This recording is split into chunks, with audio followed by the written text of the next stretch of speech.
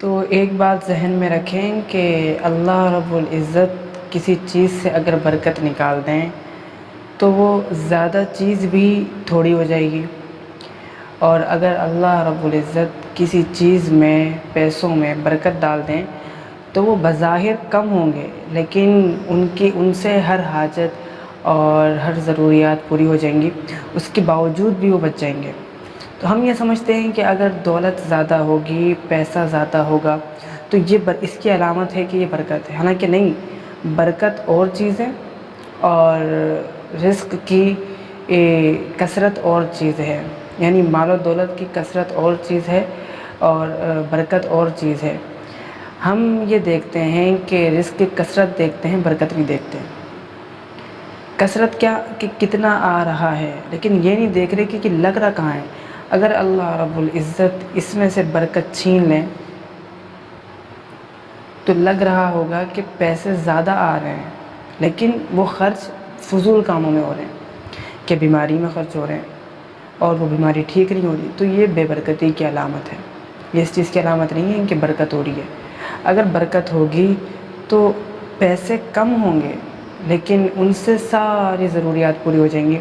تو اس بات کو ذہن میں بٹھانا چاہیے کہ ہمیں اللہ رب العزت سے برکت مانگنی چاہیے۔ اللہ پاک فرماتے ہیں کہ جو میرے فرما بردار بندے ہیں، جو مجھ سے ڈرتے ہیں، تقوی اختیار کرتے ہیں، تو میں ان کی زندگیوں میں سکون، راحت، چین، اطمینان یہ سب عطا کرتا ہوں۔ تو اب اس سے صاف پتہ چلتا ہے کہ جو یہ سب کچھ نہیں کرتا تو اس کی زندگی تلخ ہو جاتی ہے، یعنی اس کی زندگی میں نہ چین ہوتا ہے، نہ سکون ہوتا ہے، نہ راحت ہوتی ہے، اور وہ اس کی زندگی بالکل تلخ ہو جاتی ہے۔ اس بیچارے کو پتہ ہی نہیں ہوتا کہ میرے دل میں جو ویرانگی ہے،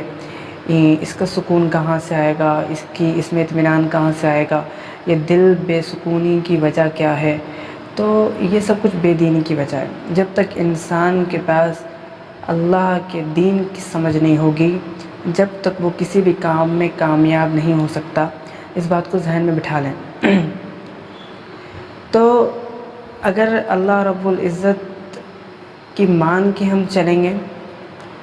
تو ہمارا تھوڑا رزق بھی اللہ رب العزت بڑھا دیں گے، یعنی اس میں سے ہماری ہر ضروریات پوری ہوں گی۔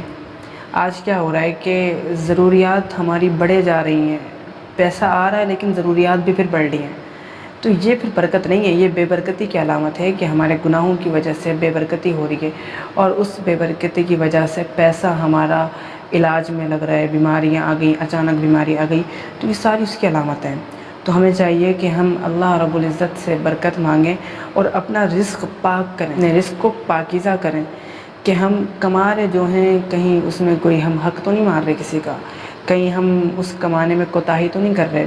کہیں ہم اپنی ڈیوٹی میں کوتاہی تو نہیں کر رہے۔ تو یہ اگر ڈیوٹی میں کوتاہی کریں گے تو وہ رزق ہمارے لیے جائز نہیں ہوگا، ہمارے لیے حلال نہیں ہوگا۔ تو اللہ پاک ہم سب کو اس میں سمجھنے کی، اس پہ چلنے کی توفیق عطا فرمائے، کیونکہ آج کل سب سے بڑا جو مسئلہ چل رہا ہے کہ انسان کما تو رہا ہے بہت، لیکن وہ فضول میں ضائع ہو رہا ہے بلا وجہ۔